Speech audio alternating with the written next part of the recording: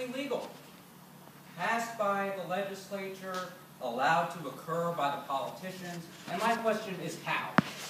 I looked specifically at the Trail of Tears, Indian removal, and how those events were allowed to occur. My question is, what social, political, and scientific developments facilitated the argument for Indian removal? And my answer was nationalism, the scientific study of inherent racial differences, and the failure of the civilization programs facilitated the argument for Indian removal. Now, the civilization programs, they were started by Henry Knox, who was the Secretary of War under the Washington administration. And these civilization programs were based on the ideals of environmentalism. Are you familiar with the nature versus nurture debate? Can I get a show of hands? The idea of nature is the ability to have knowledge, the ability to have drive, the ability to have a sense of humor, based on your genetics, based on what you've received directly from your parents. Nurture would be all of those qualities are based on your environment, how your parents raised you, what schools you went to, who your friends were. By a show of hands, who says nature? That genetics. You could put someone into any environment and they'll be ooh. So everyone's nurture? Nurture? Who would say a little bit of both? Well, environmentalism, they take a hard stance on nurture. They believe that not only as individuals, but as society, you are either cultured or uncultured based on what you have in your environment, what art you're exposed to, what religion you have, what education you're exposed to. So they believe societally you're able to be civilized or uncivilized on that basis. And if you believe that, then you're going to believe that all people are capable of civilization. It's just a matter of where you place them and what conditions they're in. So the believers of environmentalism also believe that the European way of life was the most fertile environment for civilization. So the goal, if you were to find someone on paper, is from capable to helpless. Changing conceptions of the Indian race in early America. It's important to note that it's in early America. And in early America, they're going through a bit of an identity crisis. Susan Sheppel points out that in 1826, the last founding father passes away. And Susan Sheppel further says that the sense of national identity and national character could be embodied in the founding fathers themselves. So the death of that founding father meant that they needed to find new ways to find common bonds between themselves as Americans, to identify as Americans. So one way was religion. And they used religion to justify westward expansion. They believed by divine providence. There's a great quote from John Quincy Adams in 1811, where he says, by divine providence, the whole continent of North America should be governed by one people, speaking one language, under one system of politics, religion, and social culture. So they believed by divine providence, this was their quest, this was their goal. And they also talked about the wilderness. The wilderness had two different meanings. You could either mean wilderness by literally the physical forested areas, or the wilderness in a very moral sense, that they are in this darker area, that they need to be civilized because they are wild, they are in this savage state. So they took a moral stance on westward expansion. They also bonded over the pioneer life in the West, over their common, any common disease, any common hardship that they would face, and common successes, that they would identify with that as Americans, not just as individuals. And they would also bond over the mythology. They wanted to have a common story.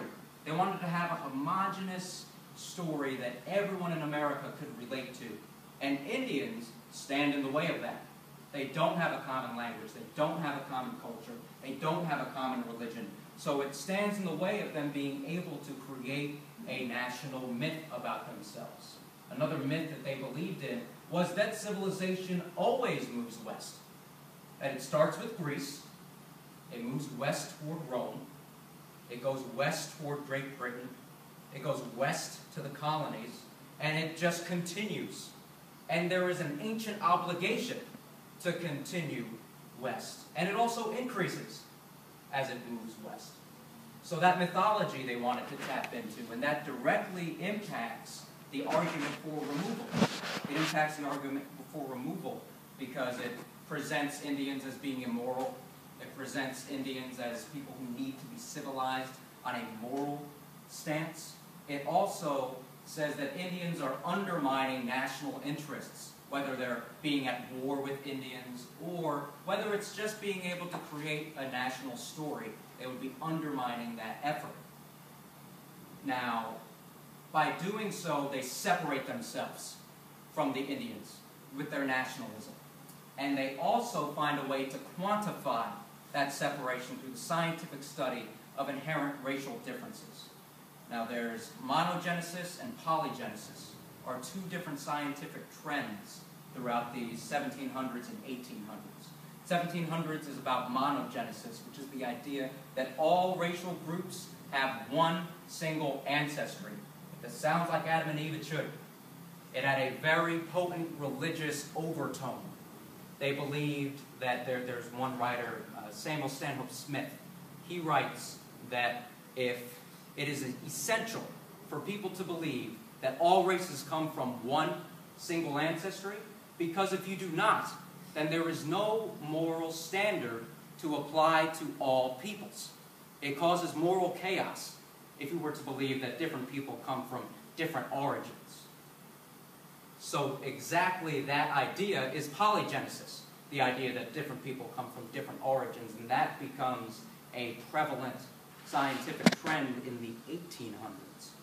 And they believed that environmentalism was completely wrong. They completely rejected the idea that if you change the environment, you're going to change the person or the society in any way. There is one writer in 1819, William Lawrence, who says that how could the same sun apply different pigments to different people? If it's about climate, if it's about environment, then how could the same sun do that?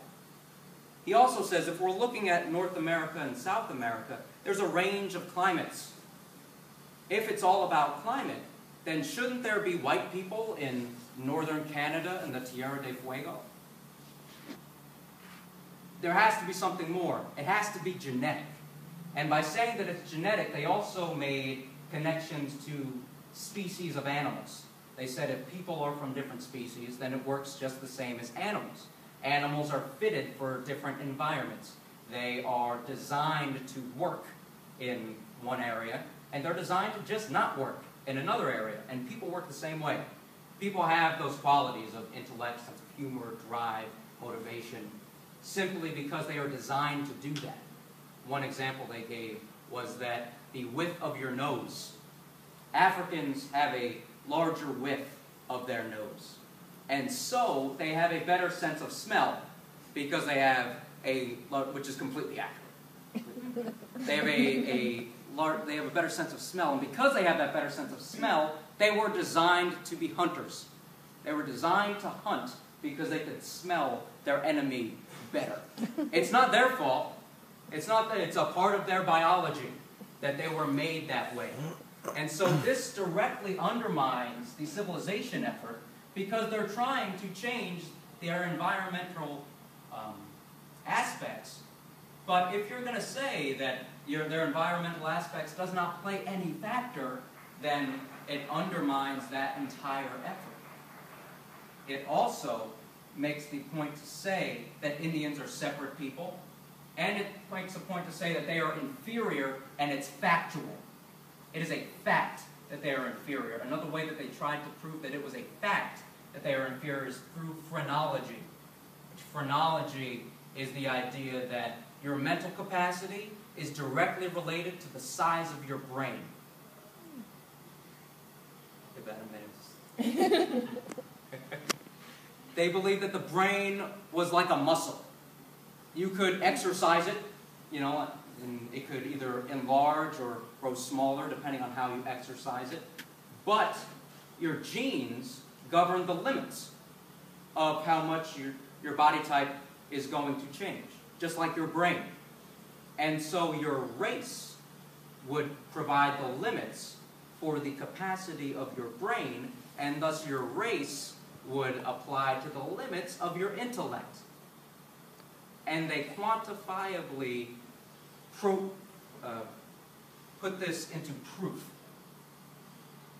And that, again, undermines the civilization effort. Why would you try to civilize these people if they don't have the ability to? They don't have the capability factually. So this is a waste of money. It's a waste of time. It's a waste of energy, these civilization programs. And they also fail due to their inconsistency. That's the third part of my argument, that the failure of the civilization programs cause the argument for Indian removal to be strengthened. They fail because of the inconsistency. One example I give is Thomas Jefferson says during the Washington administration that it can be said with certainty that no Indian land will be taken without the Indians' consent. It can be said with certainty because they're trying to sell this product. They're trying to sell this product to the Creek and the Delaware. One way, and in the reality, Thomas Jefferson writes in 1803 that we're going to show them agriculture, we're going to show them these practices so that they can do farming more efficiently. If they're doing farming more efficiently, they're using less land. So they're going to have extra land that they may want to give us. We're also going to show them the European way of life. How much? 3 minutes. 3 minutes? Okay. They're going to show them the European way of life so that eventually they will value the European life more than they will value the Indian way of life, and it will just be an easy transfer of land for civilization. That was the hope. And this is the same man who was in government during the Washington administration saying one thing and then saying another. There's an inconsistency in the policy. Because of this inconsistency, there's a lot of distrust among the Indians. And so you get a lot of resistance movements. The Prophet is one example of a resistance movement, where they say, do not take part in any American civilization, do not take part in the clothing, the language, do not take part in it at all. Tecumseh is another example of a resistance movement, where there is a bloody, bloody battle between Tecumseh and the Americans. And so this plays right into the hands of Lewis Cass and Andrew Jackson. They say these people don't want this. They don't want our civilization programs. They are incapable of receiving civilization. They don't want civilization. And they are miserable. They are miserable the way they are now. And we are going to move them west for their benefit. So the failure of the civilization programs directly facilitates the argument for Indian removal. So in conclusion, nationalism allows the American people to separate themselves from the Indians. The scientific study of inherent racial differences allows them to quantify that difference between themselves and the Indians. And the failure of the civilization programs allows them to make a clean break, to say, we're going to let them go to the West, and it will be for their benefit. That is the argument of my paper.